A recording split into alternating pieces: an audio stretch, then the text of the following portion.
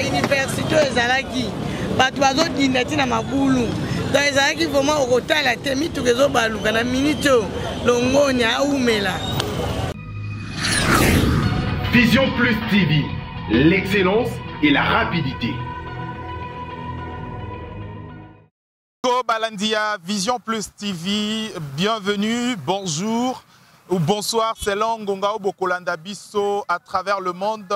L'œil du peuple, émission Sika to concevoir pour nous permettre à Bino Boeba Boni Boni Kinshasa Kotambola Boni Boni Congo et Kotambola na ensemble nango. D'abord on a ba premier volet na biso to mipesi vraiment d'abord na Kinshasa à la place to Zwami Kolanda vraiment de près Mosala ndenge nini ko salema à na mboka Kinshasa. C'est vrai que le chef de l'État, le 5e président de la République, son Excellence Félix-Antoine Tshisekedi Tshilombo, a salaki bongo ba promesse. D'abord, il y a 100 jours, programme, il y a 100 jours d'urgence. Programme, il y a urgence oyo, o a salaki pona komona, kobongisa. Coup d'envoi, o a lancé qui d'abord ezaki ya banzela, to kota la banzela, boni boni banzela ko salema. De centre na biso, il y a journée à lelo, na place oyo, avenue de l'université, avenue OP.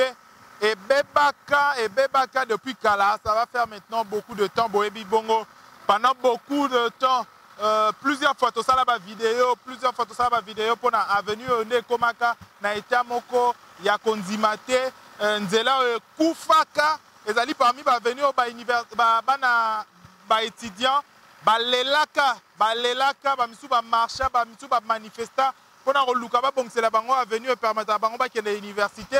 Avenue Bebaka, Lelo Tala Avenue on est commis dans pratiquement moins d'une semaine. Bon, on a venu déjà aussi sa Mosala Nango. Avenue on est au Monaboye. Et ça a avenue Moko Awa. Et ça a permettre aux étudiants bato mingo ba uta boye ba qui ne rond-point ba tikuna likolo. Même en termes il y a commerce, c'est ça a bon avenue bando permettre. Mais avenue yo et Koufaka, avenue Toroloba. Et ça a avenue Moko Komara Awa. Mabulu. Et tellement ma boulot et les caras trop et comme ça là que avenue et comme ça là net moi les boulou ya mon aîné awa de l'autre côté un pas les boulou à tel point que voiture à tel mon côté bando leka awa voiture au leka awa avec un tracteur ce qu'on a un tracteur t'es à ma juriste au kangama awa et bon le lotala misale ko sala voilà biso na mo sala na biso to ko lakisa liso ya peuple. Donc, comme à la place, nous allons salema. Ils ont salema malamu, ils ont salema boni. Donc, boni, il faut avoir surtout à venir. Vraiment, au-delà de Makambo, à la chef de l'État, il faut tenir compte d'un entretien. Naba caniveau zape meniawa. À mon avis, ni baro bongisa avenir pour que avenir est toujours kitoko. Parce que les alliés à venir non pas seulement pour le commerce, mais pour le scientifique. Les alliés à venir très historique. Pour aller à venir au bas de l'Union Sobatana na Inikin, avenue Banda aux Ozaïka Oyo. Bana Oyo, Banda na Romponga, Bato Basala Commerce, Ozaïka avenue Oyo. Mais les lots là, avenue Komiko Bonga, avenue dans moins d'une semaine, et Rosong Amala Mumingi. Voilà, Toro Laxabino na Bilili, Makambo Nini, Mosale Kosalema sur place.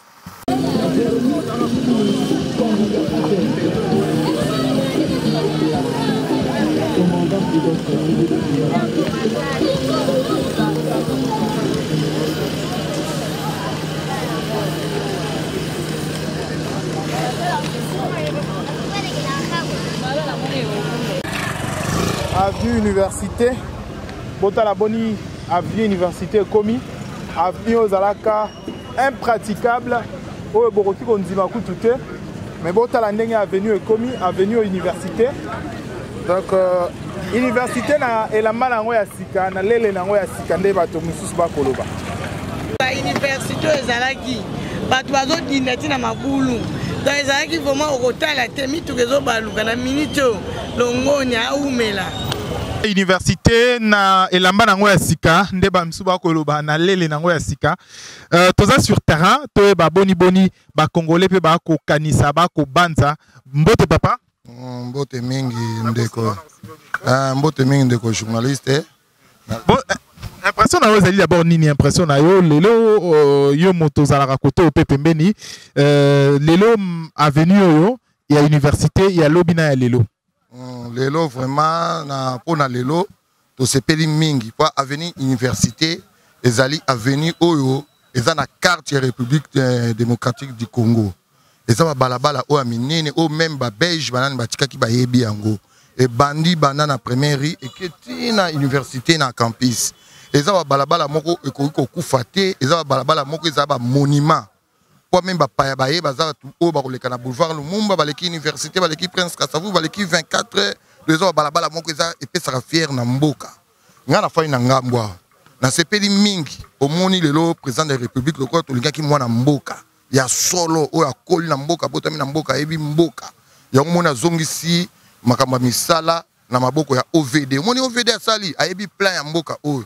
Omoni kote kuna batie béton. Donc bayebi ke mai ya mbula efandaka mingi na se ya ba bétonné koto omoni goudron. Ti batie boy bayebi ke koto eza likolo. Ndenge batongi boy tomoni vraiment ke to ofanda kimia pe balabala ebongi. Eloko moto zo senga ndenge président de la République alobaki po ye moko ko kosala te. Biso toza lokwa ba inspecteur na ye tozo mona. Nde misali zo sala ma mission so tozo mona. Et puis tozo senga lelo so ba sisi balongola ba salité na terrasse.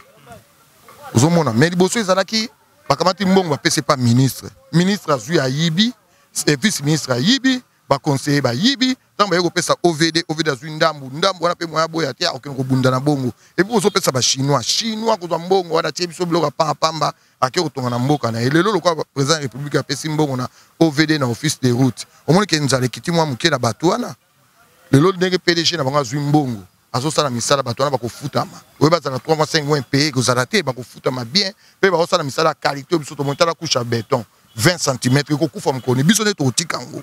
Bakoko na biso ba yo kuta ngo bana na biso na bakoko na biso ba yo kuta béton bakuta balabala oyo. Donc to sepeli mingi président de la République coup de chapeau mingi to pesio musala soki ezali pesaka biso mo bana mboka. Biso mo to sala mayele na biso ko to tangi pe bachiki. To tangi bachiki. Bon musala nka ba ko sala biso mo to tangi bachiki. Biso mo to yebi mabe na biso place ya malamu na biso place ezali. Ozomona il faut musala pesa kaka bana mboka pe ko pesa na département loko pesi PDG OVD pesi mbongo na ye. Na maboko ya ministre te akosala ta tout le monde luwa ko mabasala biso. Ako kapata mabele banda bokoko na biso banda bokoko. Mona balabala basana mabele. Okamata mabele pambo tia bat combien babele ya na poussière bat combien bakufi. Combien de personnes bakufi ya. Donc ça bloka soni yango moni tozo senga. Batuana même bakena Sénat. Tolobate po eza manzela mo tolobate batika biso na kimia balongwa kote kuna. Merci Toko ba papa Okokioya. Donc voilà, to bo comprendre toi na nzela. Toko zo ba avis ya ba congolais papa lelo avenir à université à lobby na lelo ba impression nos anini. Bon, ba impression na ezali na initiative ya mukonza mboka ne dazwa ki idée na ye ke non. Musala ya mboka il fallait sala manaba na ba kolomboka. Bon, ngana sepeli na initiative ya mukonza mboka pour le ba ke non. Congolais a droit ya ko bénéficier énergie na ye na kati ya mboka na ye.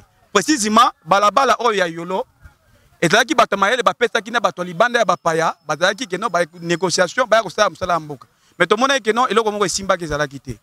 Tel que ministre na biso Thomas Liwaka ye musala na ye koleka na télévision koloba ke non o akosala boye atavaki trop soi-disant ministre Mobutu bona voilà ce sont des passés eleka nango kala. Normalement maloba na ye il fallait appliquer on na katikati ya nzela.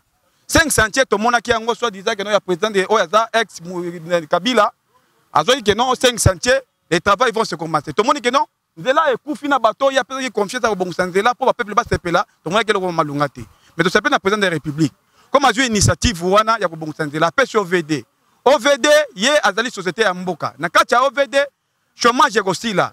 Peuple congolais kolinga ko travailler pour que nous bénéficier na bolamu so mboka. Jamais OVD kolinga ko sala eloko mona kati ya mboka pour que nous mabela mboka ebeba. OVD zali compagnie ya l'état na kati ya mboka na biso. Akolinga moyen nyonso sala que non un jour lobby musala oyo plus tard ba koko na biso na ba koko ba kokololo ba ko bénéficier na oyo OVD asali. Possible na robeta c'est na mkonza mboka. Asimba pe service de office des routes. Office des routes vraiment ezala ko kufa pena ya solo. Bon, Albert c'était vraiment na makasi na bato to apesi responsabilité ya ko contrôler misala. Que alandela vraiment eloko nyezo salama. Eloko ni bakuna na nzela. To boyi lelo yo ke no na kati ya mboka na biso bambela biso bazelu. Bo bombongo neza mbongo mboka. Po soki ke no ba biso bazelu neti ba paya ba yaka ko bongo nzela to meki no après 2 jours ba chinois bendien bon négociation tala mikuna ba pesi mbongo après ndambo etikali oh biso to ndambo wana après suka tomoni clair te meto sepeli. Merci papa, merci. To koba bongo mbote papa. Mbote papa. Papa yo le 40 là yo avenue de l'université à Lobina lelo. Impression nos anines. Impression nanga ezale makasi na sepele mingi na tata Mokonzi. Papa Félix continue na musala na yo. Mais musala yo tomoni yango changement munene. OVD ezale compagnie ya kala ya mboko yo. Benjeniero babima wana batanga na biso awa na campus. Bako ku négliger bango te. Ba travailleurs bana kate ba souffrir. Yo ke no kujwa ba sinwa soke na mboka nini. Toyeba ba sinwa te na mboko yo. Toyebe ba indie wana te. Papa Mokonzi tata tala papa oyo papa Lowaka. Ministre wana ya kala.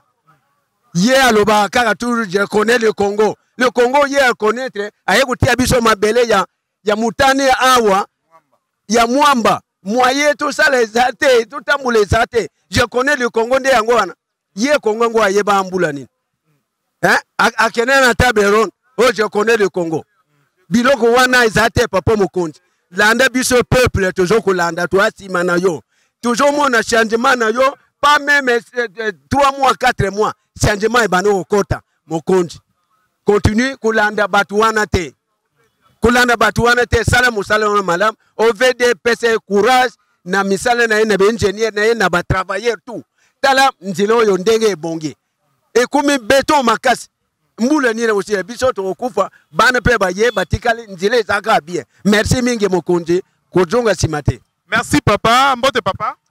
Mbote monsieur le journaliste. Ou le Karananzela yo avenue de l'université à Lobina lelo ba impression nos anines.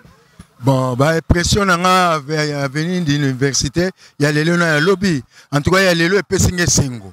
Tu vends mingi na nzelo tu souffrir pendant 4 ans.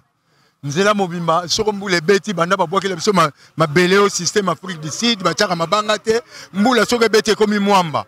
Polo ngwana ngamba mombele kota commune Kalam. Faut ba pesa ba latina bayena ba botine au pesi 200 francs pour 400 ngambo soit tu muto memona mu Congo pour memona ngambo 500 francs ya solo wana en tout cas to sepeli mingi na président de la République papa Félix Tshilombo Tshisekedi na initiative adui en tout cas nenga dui initiative rotonga mboka ata la banzela nyoso aminene yango to sengi université oyo etongama na ndenge ya malamu pe ezaka université te to moni sous le roi elo avenir noti avenir ki kwiti po yo lobaki ke yo moko président lobaki ke yo pesi mbongo misala suivi nango ezala biso mo population o biso to déclarer yango yo yoka yango to zolandela misala wana to sengi na yo to sala vigilance to landa soko yo ki to déclarer na télévision ke musala to boye c'est que to moni yango esala mi malamu te yango biso moko lokolo ba biso mo peuple to za suivi nango to sengil su nzela lokolo ya Kikwiti